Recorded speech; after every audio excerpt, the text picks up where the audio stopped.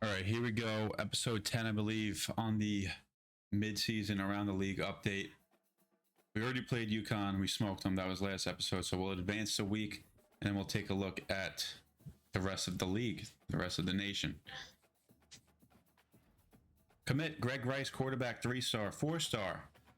I didn't even realize he was a 4-star. Okay. Dorian McMahon, 4-star receiver commits. So we got 2 more commits. Love to see it. And we're still looking good for Zach Davis, so that's a good sign. Matumbo gets American Player of the Week defense.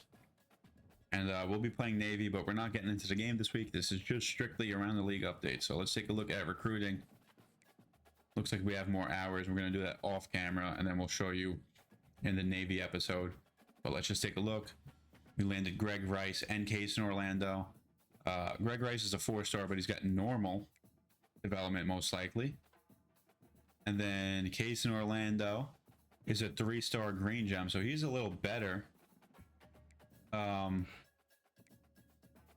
I think he's a little better. It's, you know, it will be a battle between these two most likely next season, unless Jenkins takes a dramatic upgrade at throwing the ball. But anyway, hold on. Anyway, let's move on to running back. And we did get Oscar Bias, 3-star green gem to commit. Wide receiver, we got Dorian McMahon. And we have these guys that we're looking at. We'll look more into that at the recruiting update before we get into the game versus Navy. We did land Zach Bretson, as you saw last episode. And then cornerback, Zach Davis is looking good for us right now. So I know this one was a little rushed, but this is primarily going to be an episode of what's going on around the league and less to do with just us. So more recruiting will be updated in the Navy episode, which will be next episode. Anyway, moving on. Let's take a look at the college football top 25. Here we are. Here it is. Ohio State's actually, I like this view better. Ohio State sitting at number 1, Oregon 2, Clemson 3, Notre Dame 4, and Alabama 5. That rounds out the top 5. The rest I'll let you guys look at yourselves. There's Colorado sneaking in there at 6 and 2. Love to see it. Kansas State. Actually can't wait to see what Avery Johnson's stats are looking like for the year. He's someone to keep an eye on for sure. So that's it for the top 25. Let's take a look at the Heisman watch as of now. And Jackson Dart is a front runner, followed by Clade Klubnik, quarterback for Clemson Jr., followed by Cameron Ward, followed by Jalen Daniels, and followed by Riley Leonard. So everybody in here is a QB. Seniors and juniors, most of them seniors, outside of Klubnik. And that's pretty interesting. That looks like it's going to go down to the wire. Award watch list. Let's take a look at this. So as of right now, Jackson Dart is the player of the year, followed by Will Howard, and then followed by Cameron Ward. And there's Chase Jenkins all the way down there at 7. So, I mean, maybe he might get a fat upgrade next year. Take a look at head coach of the year is going to Willie Shrugs, Michigan. Best quarterback's going to Cameron Ward, followed by Jalen Daniels and Riley Leonard. Best defensive player, Jason Moore as of now. Lathan Ransom, strong safety from Ohio State's getting best defensive back as of now. Best running back's going to Jenkins. Best receiver as of now is Landon Sides, followed by Keyshawn Smith and Singer. The Lombardi Award is going to Jason Moore.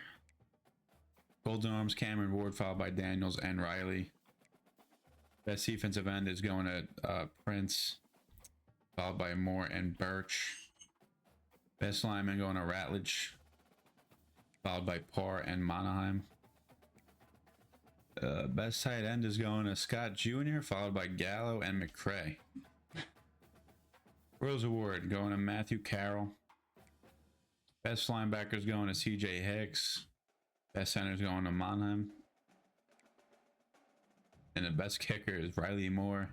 Best punter is Kai Kroger. And the best returner is Giles Jackson from Washington. So that does it for the awards as of now.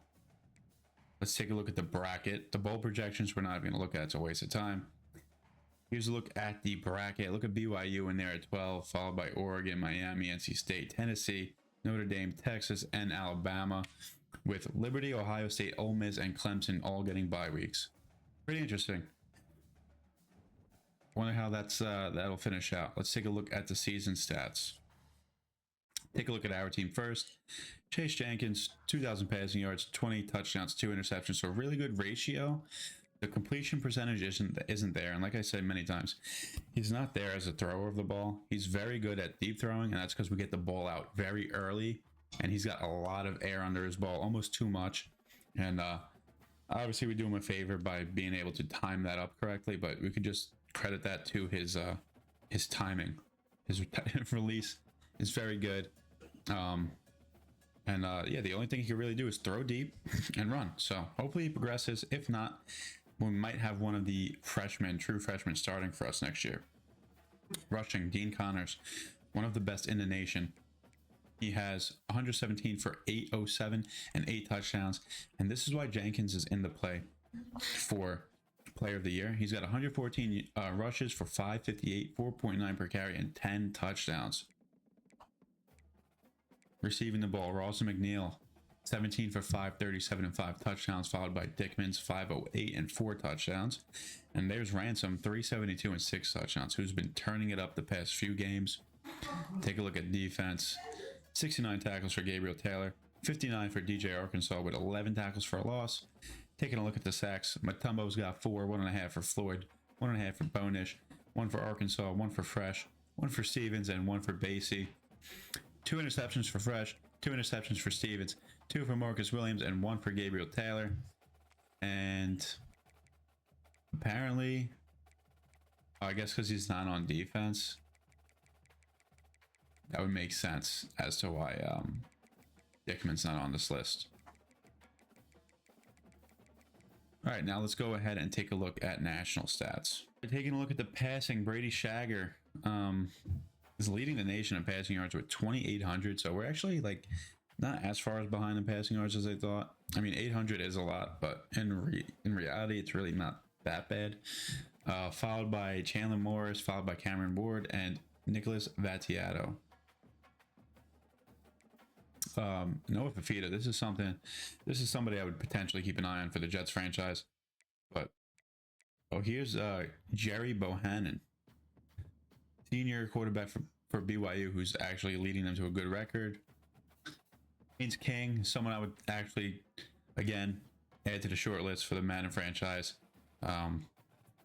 Who else would I look at? Cameron Rising is somebody that I would definitely consider. He's older, but if he could step into that role when Aaron Rodgers retires, you never know.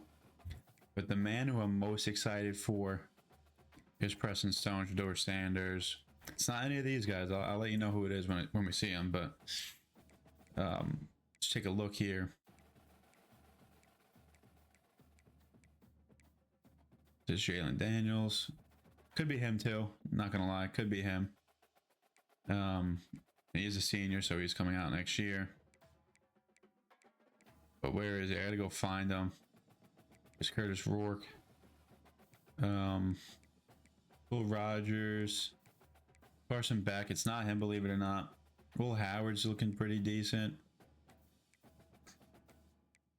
There's a lot of people who still have yet to see. There's Fowler Nicolosi. Dylan Gabriel. Looking pretty good. 12 touchdowns, 0 picks. There's Chase Jenkins, our very own. Malachi Nelson. I really wanted to do a Boise State series just so I could use this dude. I feel like he's like the next Caleb Williams. Pretty talented. Pretty excited to see how he's going to progress in this. There's Nico. There's Dylan Raiola, the freshman. I think he's a true freshman. Actually looking pretty good on the stats there.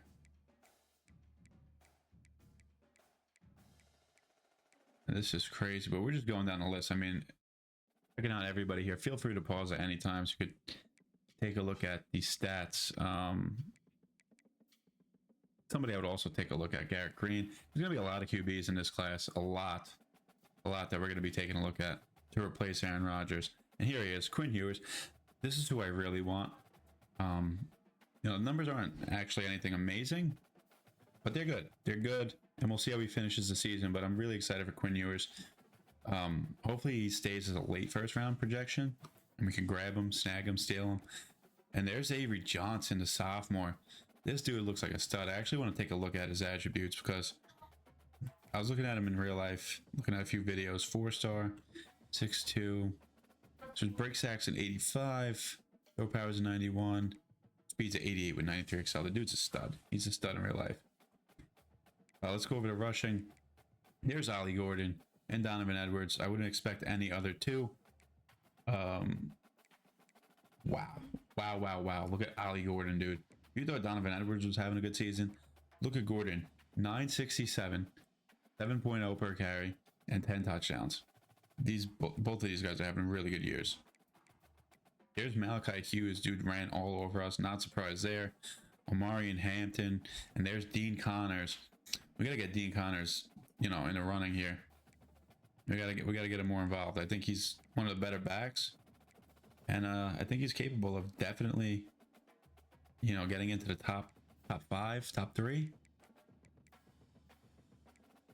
Take a look here. I'm gonna just keep going down. I'm not really too familiar with any of these guys. I am familiar with Genty though.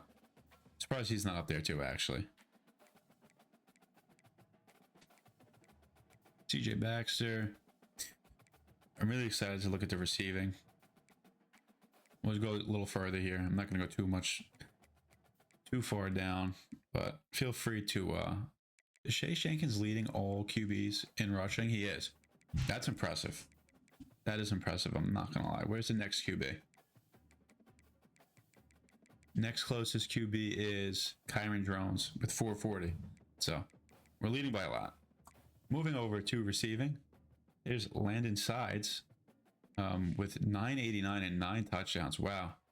Followed by Javonte Sherman, junior and sophomore, low overalls too. Very surprised. There's Stephen McBride. There's really nobody that I'm too familiar with. Mario Williams, we went against him. He's really good. Where are the big names? I'm so confused. There's Micah Hudson. That's at least somebody I'm familiar with. But even him, he's a freshman. I'm looking for like McMillan, dude from Mizzou. What you guys know is who I'm talking about. Burden. Like, where are those guys? Here's Kyron Lacey. This dude looked pretty good last night. Jeremiah Smith, the true freshman. Wow, where are all the guys that I'm familiar with? This is crazy. We're still gonna look.